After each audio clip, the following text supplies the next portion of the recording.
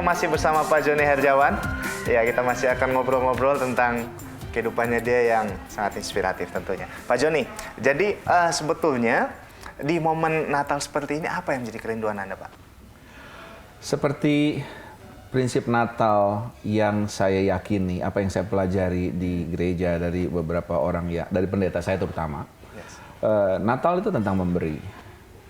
Karena saya seorang Kristen, saya tahu bahwa karena begitu besar kasih Tuhan, Dia beri anaknya. Jadi Natal itu kan Yesus yang lahir di dunia. Jadi Christmas is about giving. Jadi Natal itu tentang memberi. Nah, apa yang sudah kita beri bukan hanya bagi lingkungan kita, bagi keluarga kita, tapi apa yang kita sudah beri bagi masyarakat, bagi manusia secara umum.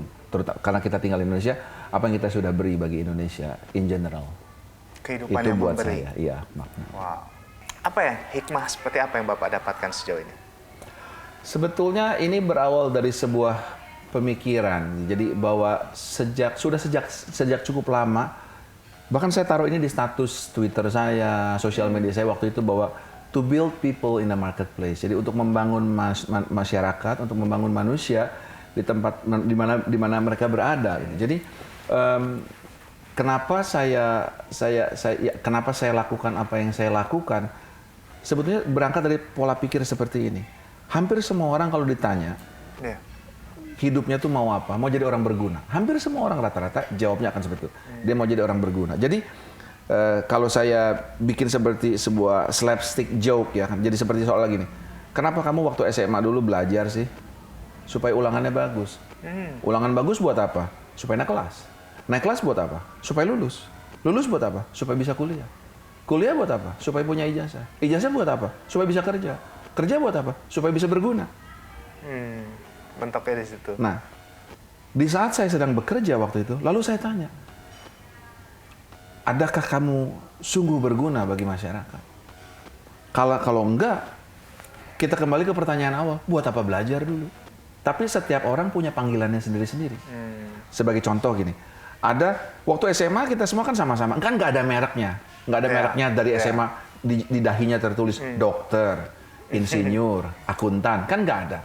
Tapi begitu dia kuliah, ada sesuatu yang timbul di dalam hati mereka, dalam pikiran mereka, lalu mereka jadi dokter, mereka jadi insinyur, mereka jadi accountant, ada yang jadi pembicara, ada yang jadi pengusaha, ada yang jadi guru, ada yang jadi dosen. Nah, untuk saya, gitu loh. Nah, apa yang saya rasakan sebagai sebuah panggilan di dalam hati saya adalah to build people in the marketplace, untuk membangun manusia di tempat mereka berada. Jadi sebetulnya kalau untuk happy di pekerjaan yang lama di bank itu happy lah ya, tapi untuk menemukan panggilannya justru di desa-desa ini ya Pak ya.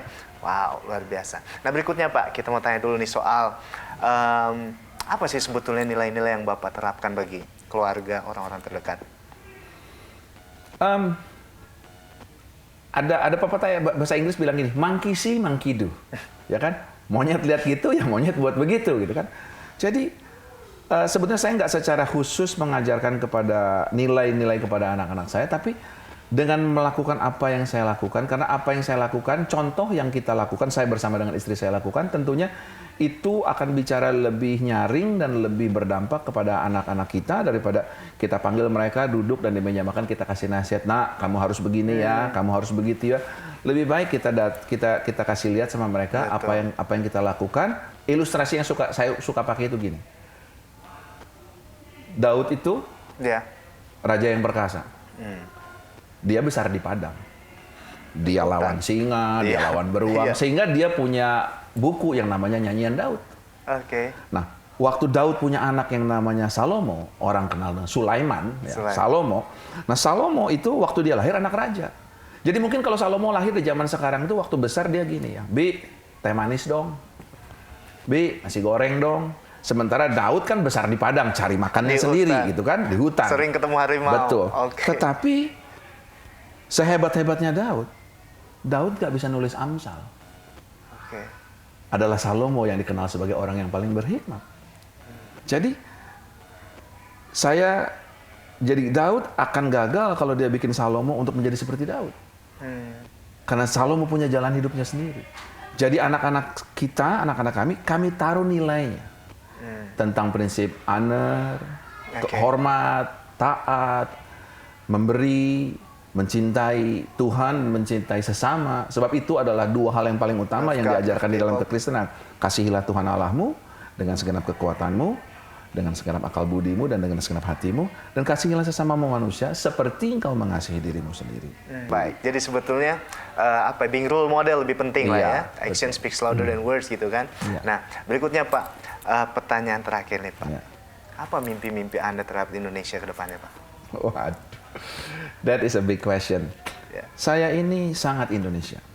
Saya berani ngomong ini openly bahwa saya ini sangat Kita bisa Indonesia. Karena buat saya gini loh, kalau saya nyanyi lagu yang Indonesia, tanah air beta, pusaka abadi nan jaya. Indonesia ini pusaka.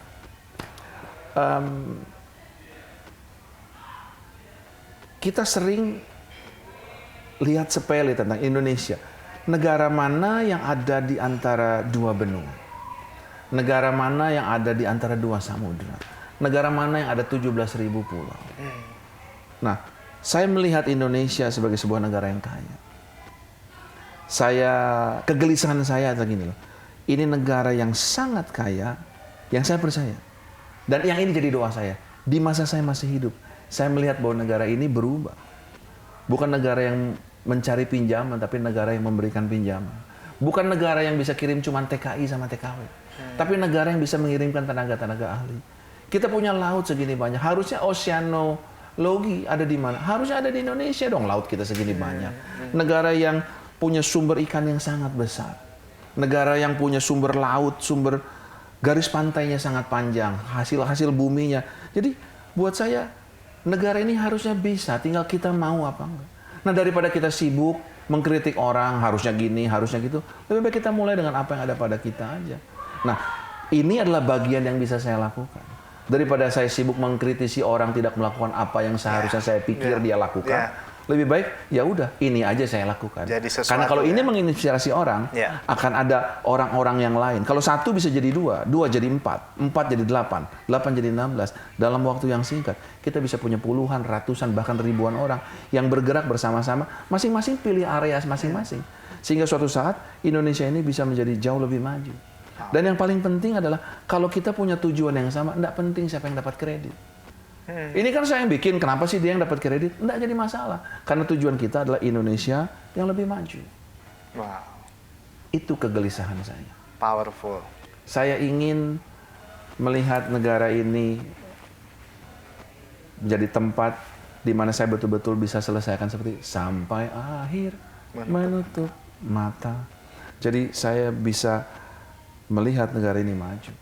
Itu merupakan kerinduan hati saya. Saya tahu saya nggak bisa sendiri.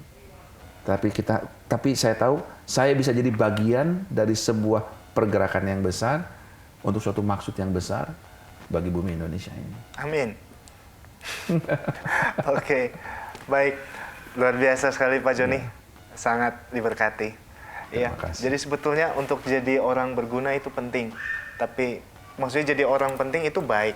Tapi jauh lebih penting untuk jadi orang berguna. Dan jangan lupa, jadi terang jangan di tempat yang terang, tapi jadi terang di tempat yang gelap.